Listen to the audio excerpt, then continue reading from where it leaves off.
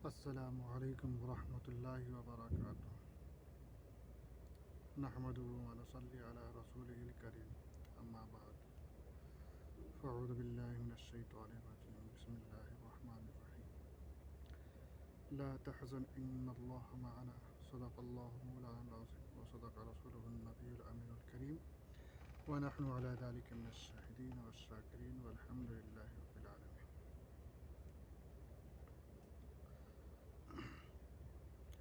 میرے محترم بزرگ اور دوستو،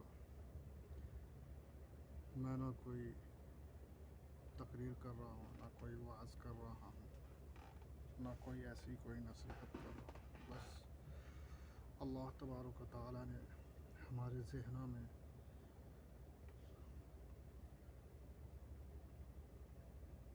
جو چیز متعین کیا دل و دماغ میں، اور حدیث کو میں نے پڑھا اور حدیث کا مطالعہ کرتے ہوئے میں نے آپ حضرات تک اس حدیث کی ویڈیو بنا کر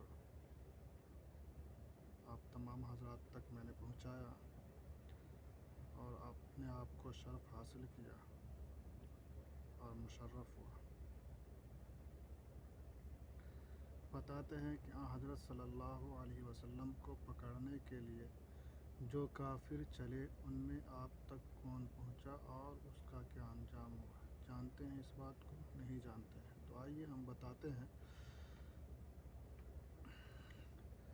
سراقہ بن مالک بن جعشم بیان کرتے ہیں کہ میں اپنی مجلس میں بیٹھا تھا، ایک شخص نے آ کر بیان کیا کہ میں نے چند اشخاص کو ساحل کے راستے سے جاتے ہوئے دیکھا ہے، میرا غالب گمان ہے کہ وہ محمد صلی اللہ علیہ وسلم اور ان کے رفقا ہیں۔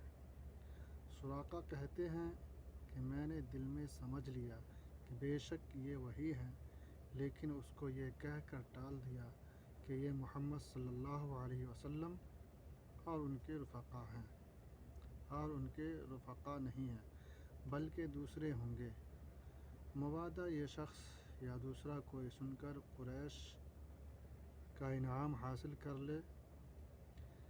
اس کے تھوڑی دیر بعد میں مجلس سے اٹھا اور باندی کو کہا کہ گھوڑے کو فلاں ٹیلے کے نیچے لے جا، گھوڑے کو فلاں ٹیلے کے نیچے لے جا کر کھڑا کر دے، اور میں اپنا نیزہ لے کر گھر کی پشت کی طرف سے نکلا، پشت کہتے ہیں پیچھے کی جانب کو، اور گھوڑے کو سرپٹ دوڑاتا ہوا ساحل کے راستہ کی طرف، ساحل کہتے ہیں جھیل کو، ندی کو، کی طرف کو چلا، یہاں تک کہ میں نے آپ کو پا لیا۔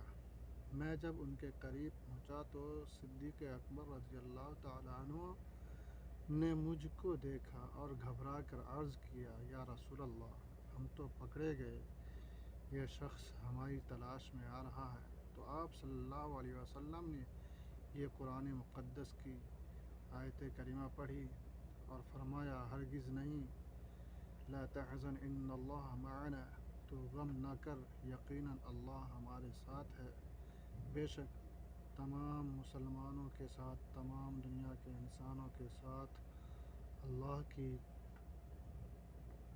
اللہ تبارک و تعالیٰ ہے۔ تمام مسلمان انسان، جن، جنات، شیطان، تمام چیزوں پر قادر اللہ ہے۔ اس لیے قرآن مقدس میں فرمایا گیا، ان اللہ علی کل شیء قدیر، کہ بے شک اللہ تبارک و تعالیٰ ہر شے پر قادر ہے۔ اس لیے میرے محترم بزرگ اور دوستو، اللہ کے حکم کو مانیں، اللہ کے حکموں کے مطابق چلیں، اللہ کے بتائے ہوئے راستے پر چلیں۔